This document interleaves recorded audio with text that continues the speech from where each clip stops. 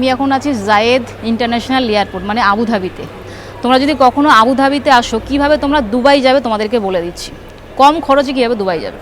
আবুধাবিতে আসবে, আবুধাবি থেকে বাইরে বেরোবে, তোমরা সাদা লাল বাস পেয়ে যাবে 25 দিরহাম করে ভাড়া।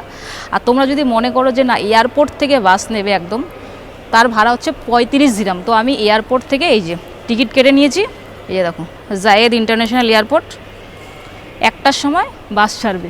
আর তোমাদেরকে বলে দিচ্ছি কোন জায়গায় বাসের কাউন্টারটা তোমরা পেয়ে যাবে।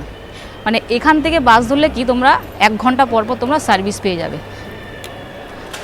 এখানে এই যে 7 নম্বর যে এক্সিট গেটটা রয়েছে, এই 7 নম্বর এক্সিট গেটের উল্টো দিকে তোমরা পেয়ে যাবে শাটেল বাস সার্ভিস। বোঝা গেল? এই শাটেল বাস থেকে তোমরা, আমি যে টিকিটটা নিয়েছি এই টিকিটটা তোমরা নিয়ে নেবে, তারপর এরকম বাইরে বেরিয়ে যাবে। বাইরে বেরিয়ে তোমাদেরকে বলছি ঠিক এই জায়গাটা তোমরা ওয়েট করবে, বাস চলে আসবে অটোমেটিক। আর বাসের গায়েও লেখা থাকবে জায়েদ ইন্টারন্যাশনাল এয়ারপোর্ট বাস। তো এখন এখানে ওয়েট করি, বাস আসবে। 1 ঘন্টা মাত্র সময় লাগবে আবুধাবি থেকে দুবাই বাই বাস। আর বাইরে প্রচুর গরম।